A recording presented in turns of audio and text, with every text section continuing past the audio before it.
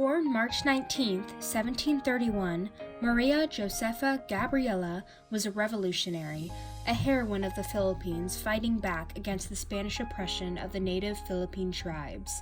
Together with her husband Diego, she led a revolution for freedom until he was assassinated on May 28, 1763.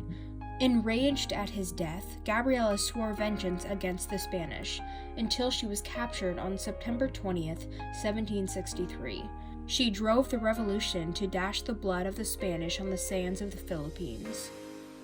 Well, her father was an Ilocano peasant, and her mother was an Itneg, you see, which is also known as Tinguian, which are two ethno-linguistic groups in the Ilocos region of the northern Philippines. Now, the marriage between Gabriela's parents, it was unique, showed an interaction between the upland and the lowland people, further than the simple trading of goods.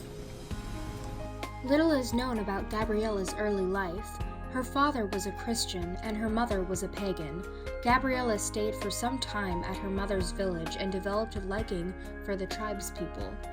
At a young age, her father entrusted her care to Thomas Millen, the parish priest of Vigan, which was part of an Integ practice of offering their children to figures of authority. Millan was like a father to her and reared her up as a Christian. She received the equivalent of an elementary school education at a church convent in Vigan. Her foster father Millan had ambitions for Gabriela to marry a rich man. In 1751, Millan married Gabriela to a rich widower without her consent. Her husband died 3 years later, and Gabriela Silang became a wealthy young widow, attracting many suitors. This was when Gabriela first met Diego.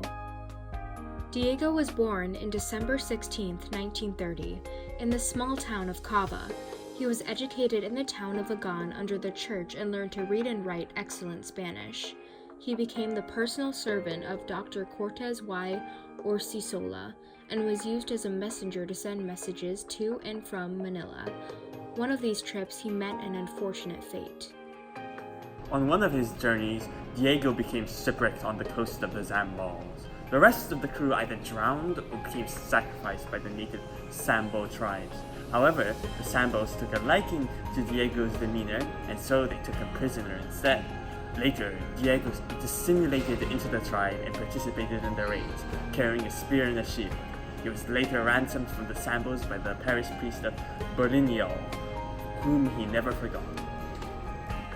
Diego soon returned to his duties of messenger. However, at age 27, he was still not married, and his mother was pressuring him to do so as soon as possible.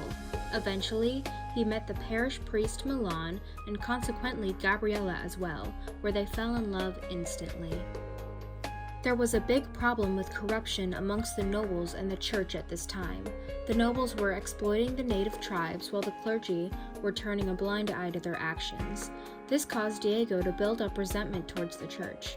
He actively sought to enact reforms to improve the treatment of the natives, but had minimal success.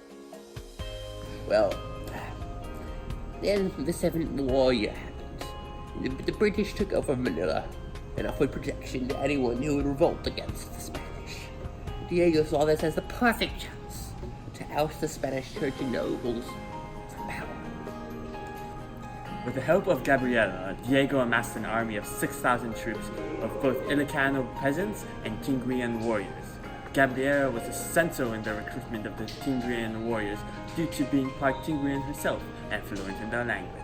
With this army, Diego and Gabriela won many battles against the Spanish, eventually succeeding in ousting them from Vigan and setting the capital for the revolution there, claiming the Ilocos region as independent from Spain.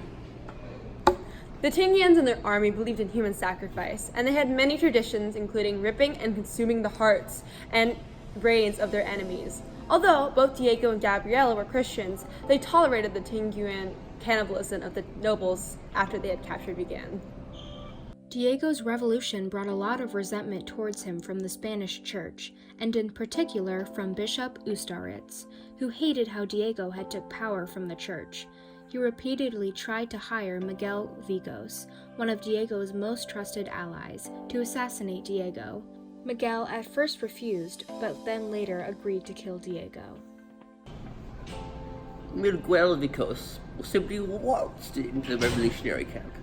Everybody knew him as a trusted ally of Diego, and nobody suspected a thing. Diego was running some inspections at the camp when Miguel shot him at point blank with a blunderbuss.